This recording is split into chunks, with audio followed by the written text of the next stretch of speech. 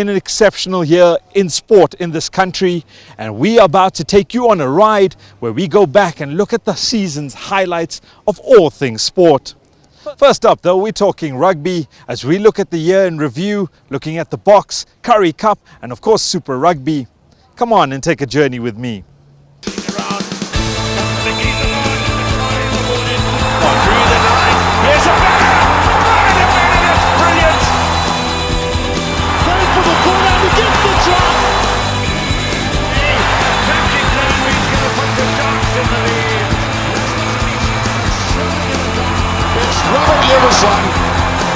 As cool as a cucumber.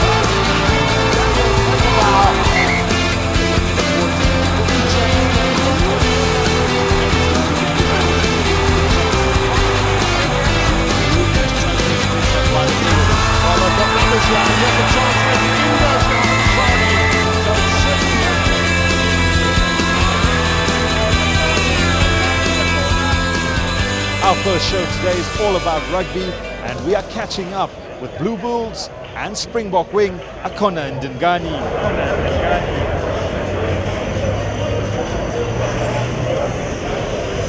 Akona, tell me a little bit about yourself. When did you get into rugby? I was born in Umtata. My dad used to play for a club there. His club was called the Wallabies. They used to play, I think it was more social then. They used to play on Sundays, because they had other jobs that they had to do. So for them it was more just having fun and socializing with their friends. So it used to take us, in the Sunday morning we used to go to church, and then after that go watch him play. And I think that's when I got introduced to the game. And unfortunately in my primary school days in Umtata we didn't have rugby as a sport. We only had athletics and soccer, so that's a sport we played, me and my brothers. And I think when we moved to East London in '95, that's when we got a chance to be involved in the sport when we went to Hudson Park High School. And as the cliche says, and the rest is history now. So you say, your dad obviously was the main factor in breeding rugby into the family, and as we know, you're quite a good rugby dynasty on its own. Would you say, is that a particular game that is well received in that part of the region of the world, with also all the political old stalwarts that were there? I know Steve Biko and co used to play rugby, or is it just something that the family just took to? I think it's a big sport in the Eastern Cape. If you can see now, most of the black players that are playing the game, they come from the Eastern Cape. Unfortunately, I think the Eastern Cape doesn't have the resources that the other big provinces have, and I think that's why they get bought by the Bulls and the Sharks province and all the other provinces. So I think my dad, playing the sport, it actually introduced us to the game, and we enjoyed watching him play, and we were fortunate enough and blessed enough that we could actually play the sport ourselves. Where were you come in 1995? 1995, I was in East London with my family. And in terms of the World Cup and obviously that Madiba moment and seeing the Springboks, was there any aspirations at that point that you would obviously reach the pinnacle of rugby in this country? To be honest, I don't think so. I think at that time we were just happy to see Madiba there at the stadium and watching the Springboks play, and seeing what love the people showed him when he was at the stadium and waving to them. And to cap it all off with the Boks winning the game, I think for me at that moment it was just being happy to be part of something special like that and to witness it. And I think, as you know, your parents want you to become a doctor or an engineer or a teacher. So that was the only focus then. I think only after I finished high school, then I started realizing, okay, maybe you can do something with your life in that sport. Well, in your case, in your family, obviously, how did it happen that both brothers end up playing in the same position? I think it's from my dad. He also played fullback, wing, center. So I think we get the genes from him. And when we started playing in high school, we both played centers. And then as we we got into the game even more. They saw that we had the speed, and they wanted to try us on the wings. And that's where we went, and that's where we're still enjoying the game. Straight out. Oh, beautiful run off the ball.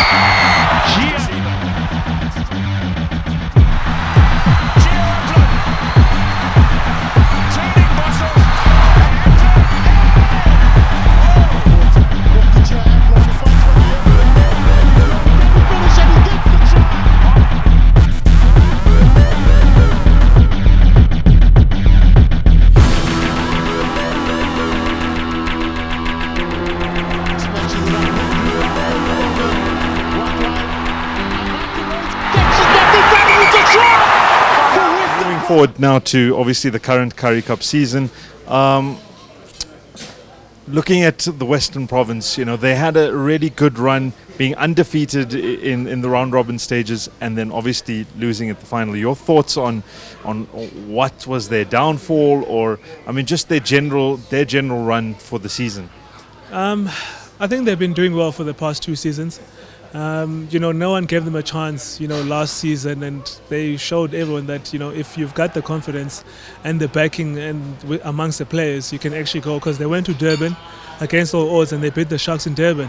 And, they carried on that momentum to this season. Like you said, they've been unbeaten. But I think come to the final, the Sharks were just more clever. The way they played the game, and I think it caught them off guard, and it worked out for the Sharks. And I'm just happy that my brother was there. So it's another trophy on the family. Would you say that the Sharks sort of worked them out? I know that defensively the Stormers, the Western Province were very tight during the group stages, and they played sort of a decent attacking rugby. What would you say was the Sharks' main ploy of attack? I think from watching the game, the Sharks had a very good game plan. We all know that Province have got the best defensive system in the country. And when I was watching the game, I saw the scrummy kicking just behind the line, and I thought, okay, that doesn't make sense. But it actually, because if you kick long, you've got Gio Uplon at the back, and you've got Chelsea Kobe, that can be dangerous at any moment. So they didn't want to kick the ball to them. They kicked it into space, and then that put them under pressure. And I think it was just the ploy of the Sharks were smart on the day. You said that obviously your brother had some silverware in the family cabinet. Sharks, it was their 7th trophy. It's a feat that obviously, compared to the dynasty of where the Bulls are from, some might say, or some might argue that they have a long way to go. But having said that, the coastal side played some good rugby, and especially trumping a Western Province side in the final. Yeah, I think I've been blessed and fortunate to be part of a great union like the Bulls, and my brother has been congratulating me all the time, with winning the 3 Super Rugby trophies and throwing the Currie Cup against the Cheetahs. So in that regard, I've been blessed, and for him as well, he won Currie Cup I think 2 years ago. So to get another silverware in the family, it's a huge accolade for us, and my parents are very proud of us, and it's memories to cherish forever. What was it like winning that the Super Rugby crown? I think the first one was special. I think that takes the one out of all of them, because I think we went to Durban, and they've been playing well the whole season. And, we came from behind in the last minute to actually win the trophy. I think what stood out for me, if I can remember, when Albert van der Berg scored that try, and I think it was the 78th minute, and then we were behind the poles, and our captain then, Victor Medfield, said they're going to miss the conversion, and then we're going to get the kick off and get the ball, and we're going to go score. And I think the look that I saw from the players at that moment, everyone believed him, and everyone wanted to do that, and fortunately enough, that's what happened. And Brian Abana with that great little solo run. yes, and great Habana, scoring that try at the end. It's memories that I will always remember. Moving to obviously this year's sort of Currie Cup, it has been a bit of an indifferent run for the Bulls in this year's tournament.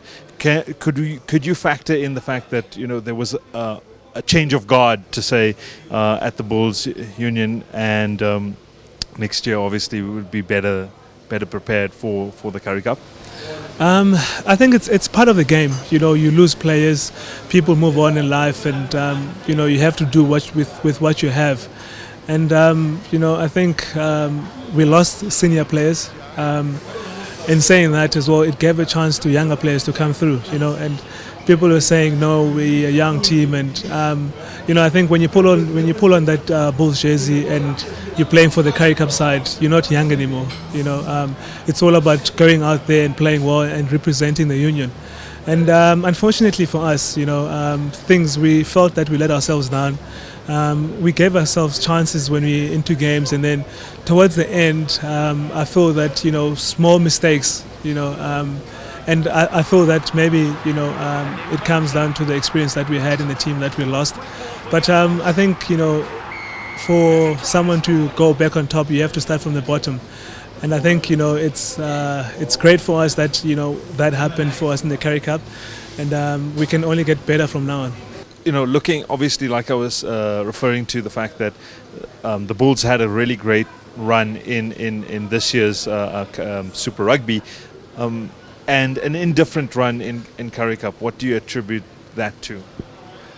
I think as a team, when we look back in the Super Rugby, we felt we had a good run, but it wasn't good enough. As the coach always says to us, sometimes good enough is not good enough, if you understand what I'm saying. We always have to give your best. And, we felt that, the game that put us under pressure is the one we played. We lost here against the Stormers. So after that, we had to go in and win every game that we played after. And then we came the semi-finals against the Brumbies, and we were still gutted about that. But like I said, life goes on, and you have to learn and prepare from what mistakes you did in this last season going forward. And coming to the Currie Cup as well, we lost key players. We lost about 7-8 players, senior players. But in saying that, it gave a chance to younger players coming through, to put their hands up and try and claim a stake in the team. And, I'm sure the coach is going to get a nice selection headache comes because he's seen what the younger guys can do. So, looking forward to the coming season, getting back the guys that were injured, and the box coming back as well. So it's going to be a great season, hopefully, for us. I'm sure the aspirations now must be high, looking at the next World Cup for you and your brother to get the green and gold, hopefully for both of you all to be at least within the 30-man squad. I think for myself and my brother, and obviously the family, we always wanted to maybe represent the box at the same time, but unfortunately it hasn't happened like that. But we never give up, and hopefully, like you said, 2015 is around the corner. Hopefully we can have great seasons, and the coach can have a look at us, and hopefully can give us a nod there. Having the box coming back into the lineup with the team, how did that affect? Was there an adjustment process that occurred between obviously the young and the old? I think in every team you need that that balance, and I think you need to gel as a team. So I think with the box coming back, it's not like players that we haven't played with before. They know the structure, they know the game plan, they know the moves. So I think they just fit in like a glove. and I think it gives the guys around them confidence, knowing that they're playing with the Springbok. So I think it's a boost for us to have those kind of players back.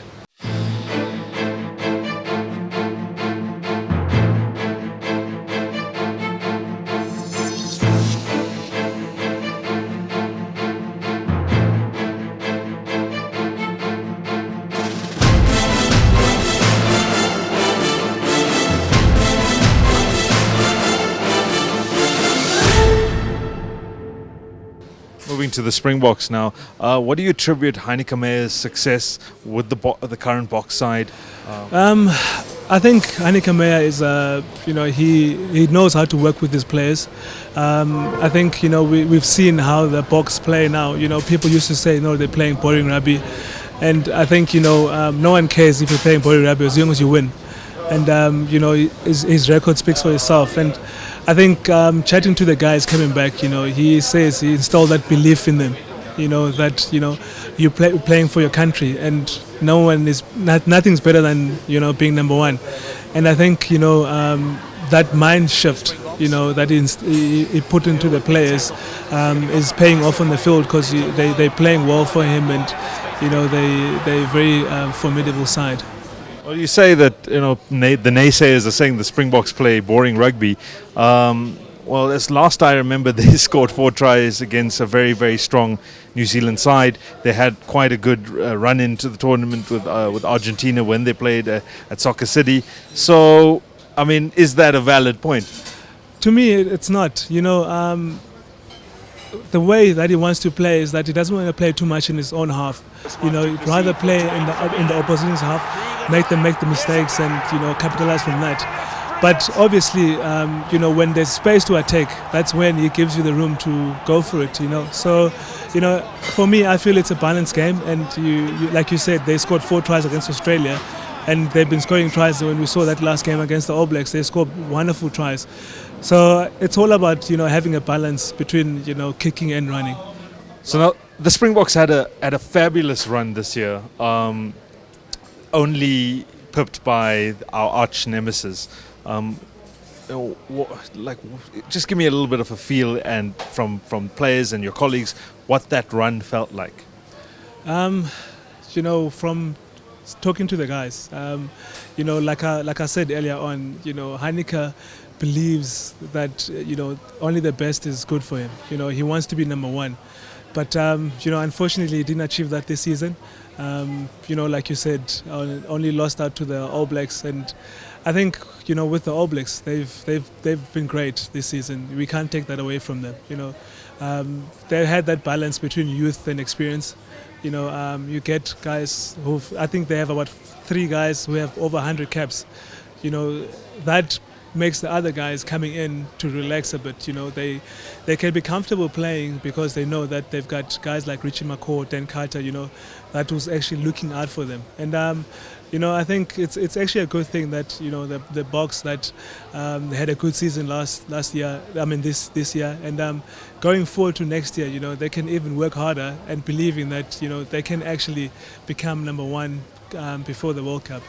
How far are we off from the level the All Blacks are at? Honestly, I don't think very far. I think if you take the game in the first game we played against them overseas, we're not going to talk about what happened, but I think if everything went according to plan, we could have won that game. We could see how dominating we were, and I think it all starts there. All Black box game is always physical. It's all about who's going to dominate the forward pack in the day, and then coming back to the Ellis Park game, that game we had to throw everything at them and then try and defend. Not the All Blacks not to score 4 tries. And I think to achieve that against the All Blacks, it's a difficult task. But also in saying that, we scored wonderful tries, and I think the guys can actually believe that they can actually beat them. It's not even though it's going to be a good challenge, but it's doable. Centre to obviously our success is, you know, our back combination, where we've got, for example, Morné Steyn and Pat Lambie vying for the same position. A lot of that seems to be happening now under Heineke Meyer, where you've got different people that vying in the back line and obviously among the forwards, and more specifically with Morné Steyn and Lambie. What do they bring as well? I think, you know, to be a successful side, you need to have good depth. And, you know, like you mentioned, that's two quality fly-halves. And, you know, I think it's a nice headache for Heineke to have, you know, he can pick whoever on the day and he knows that he's going to perform for him. And, you know, we saw when Morné got injured, I think in the first 20 minutes against Wales, Pat Lambie stepped in and he did well, and we managed to win the game. And, you know, I think, you know, they're two different types of players. They bring totally two different things to the game, and I think so far it's been working for them. You know, they're both quality players, and you know, I'm sure Heineke Meyer is very happy to have them in his team. Having said that, Heineke Meyer experimented a lot with the box this year, bringing in of the young and old guard. How has that benefited the Springboks? I think it's important to have that balance. You know, you can't have a completely new side, especially at that level. You need experience in your side, and I think, you know, for him, all the players, you know, he kind of understands them. He's coached them, like the likes of Fourie de Priya, Bakis Botha, Kathu Steenkamp. You know, so he understands how they play, and you know, they play well for him as well. So I think it was a very good combination to bring them back, and you know, I think they brought in that hunger, and that they showed us they're still hungry.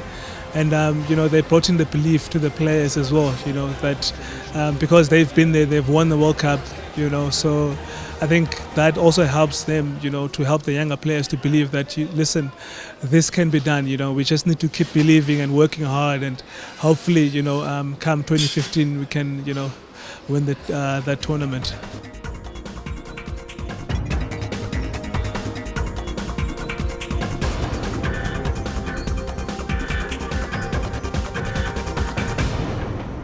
The aspirations for you, is the World Cup your focus? You know, a last chance to don the green and gold at you know, the rugby's biggest stage.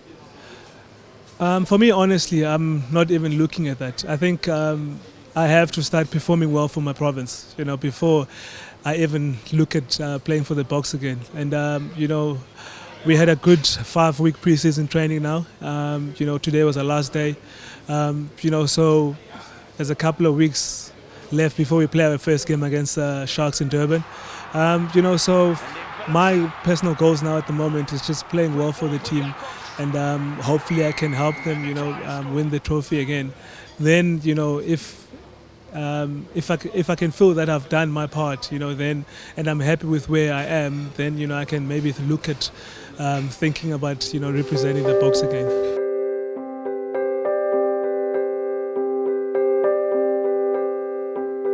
Now, given the fact that, you know, President Tata Madiba has passed away, did you ever manage to meet the man? Unfortunately, I did. I will never forget it. I met him twice. First time I met him was when we came back from France with the World Cup. And, you know, I remember when the manager told us we're going to meet him. You can see how the guys were nervous. You know, it felt like we were going to play against the All Blacks. You know, and then when you get to meet the man, you just see how humble he is. And I think one thing that stood out for me, you know, he makes you feel comfortable. You know, it doesn't make you feel like you're talking to the former president of the country. And, you know, we spoke closer, and, you know, that was one moment I will never forget. Well, thank you, Akona. It's been an awesome interview. Many more successes to you and your family. Well, that is Game On for today, and as you can see, it's our year-end rugby review where I've chatted with Akona and Ndingani.